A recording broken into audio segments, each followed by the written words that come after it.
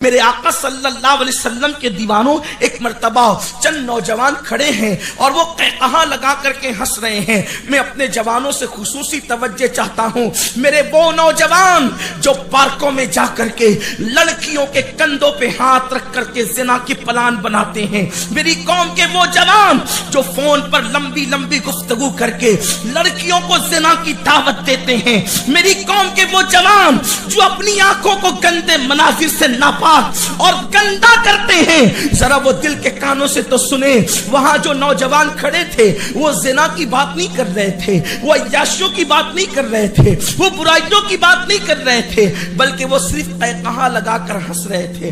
دور رسالت خیر القرون کی بات ہے، چند نوجوان کھڑے ہیں، قہقہا لگا کر ہنس رہے ہیں۔ اللہ کے حبیب کا ادھر سے گزر ہوتا ہے، سرکار ابد قرار اپنی سواری سے نیچے اتر جاتے ہیں اور ان جوانوں سے میرے آقا پوچھتے ہیں، کیا تم لوگوں کو جہنم سے آزادی اور جہنم سے نجات کا پروانہ مل گیا اور جنت میں داخلے کی اجازت تمہیں مل گئی؟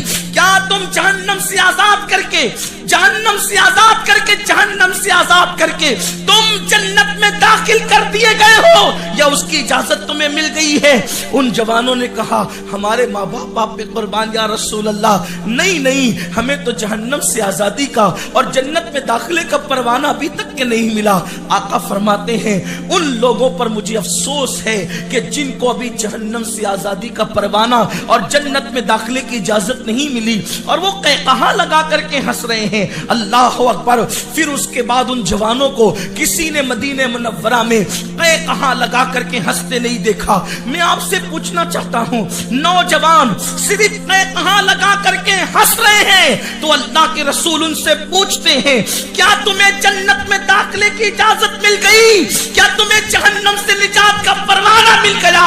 قہقہا لگانے والوں کو اس طریقے سے تعذیبی کارروائی کی جا رہی ہے، اس طریقے سے روکا جا رہا ہے۔ اللہ اکبر۔ تو میرے آقا جن لوگوں کو کرکٹ کے میدان میں نمازیں ترک کرتے دیکھتے ہوں گے، جن کے ہاتھوں میں شراب کے پیالے دیکھتے ہوں گے، جن کو پارکوں میں عیاشیاں کرتے دیکھتے ہوں گے، تو اللہ کے رسول صلی اللہ علیہ وآلہ وسلم کے دل پر کیا گزرتی ہوگی؟ میرے آقا صلی اللہ علیہ وسلم کے دیوانوں، میری قوم کے جوانوں، اس دنیا کے اندر ہم پہلی اور آخری مرتبہ آئے ہیں، اس سے پہلے اس دنیا میں نہیں آئے تھے، اس کے بعد جب موت آئے گی تو پھر کبھی نہیں آ سکیں گے۔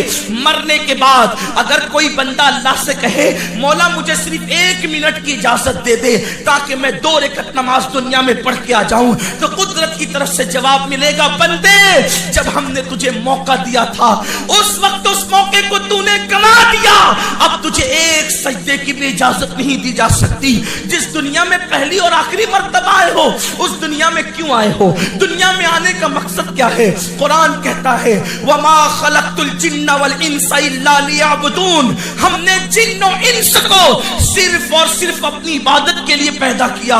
میرے عزیز، اس دنیا سے بہت جلدی چلے جانا ہے، آنے والے سیکنڈ میں تمہارا اور میرا نام مردوں میں لکھا جائے گا یا زندوں میں لکھا جائے گا، اس کی کوئی گارنٹی نہیں ہے۔ کس غرور میں مبتلا ہو، جوانی کے غرور نے تمہیں خدا کے خوف سے بے خوف کر دیا ہے، دولت کے غرور نے تمہیں عیاشیوں کے اڈوں کے قریب کر دیا ہے۔ اللہ کے گھر سے دور زندگی گزارنے والوں، اللہ کی نافرمانی کرنے والوں، کیا مر کر کے خدا کو منہ نہیں دکھانا؟ کتنے گناہ کرتے ہو، کتنے جرائم کرتے ہو، اللہ کو کیا منہ دکھاؤ گے؟